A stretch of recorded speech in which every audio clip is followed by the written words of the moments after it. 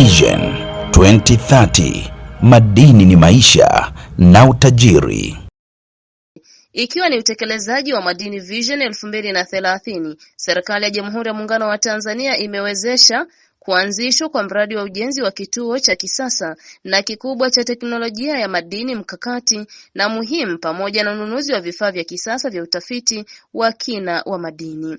Hayo yamesemwa leo tarehe 26 Januari 2026 na Waziri wa Madini Mheshimiwa Anthony Mavunde alipokutana na kufanya mazungumzo na ujumbe maalum wa watu 6 kutoka nchini Korea ukiongozwa na Bwana Seong Jong-chol ambaye ni mtaalamu kutoka Taasisi ya Geosayansi na Rasilimali Madini ya Korea, KIGAM.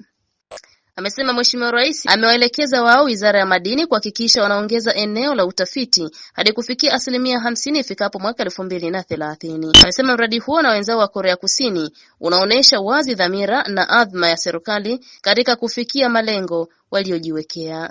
Utekelezaji wa mradi huo ni matokeo ya makubaliano ya mashirikiano baina ya Taasisi ya Jiolojia na Utafiti wa Madini Tanzania GST na Taasisi ya KIGAM kutoka nchini Korea Kusini kupitia MOU iliyosainiwa tangu mwaka 2024.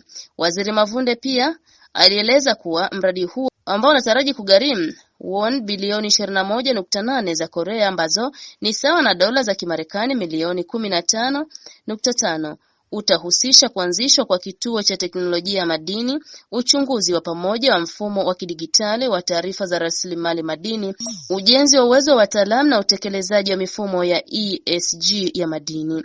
Vilevile Mheshimiwa Mavunde alionyesha kufurahishwa na programu hiyo na kuwataka wataalamu kuangalia uwezekano wa kutumia teknolojia hiyo katika utafiti wa madini mengine kama ya metali ili kuongeza upatikanaji wa taarifa sahihi kwa wachimbaji na wawekezaji. Aidha, Waziri Mavunde alibainisha kuwa serikali inatekeleza mradi wa kuwezesha vijana na wanawake kwenye sekta ya madini MBT na kuomba KIGAM kuangalia uwezekano wa kusaidia kujenga uwezo zaidi ili mradi huo uweze kufanikiwa ipasavyo. Pamoja na manufaa yaliyoelezwa ambayo yanatokana na mradi huo, pia utatoa fursa kwa wachimbaji wadogo kupata mafunzo maalum yatakayoongeza ufanisi na tija ya shughuli ya zao. Awali akitoa wasilisho juu ya mradi huo, Msimamizi mkuu Bwana Seong Jong-chol alishukuru serikali kwa ushirikiano inayotoa na kuahidi kwamba mradi huo ambao umejikita kwenye nickel unakwenda kunufaisha taifa wakati wa utekelezaji wake wa miaka 5 kutoka 2027 hadi 2031.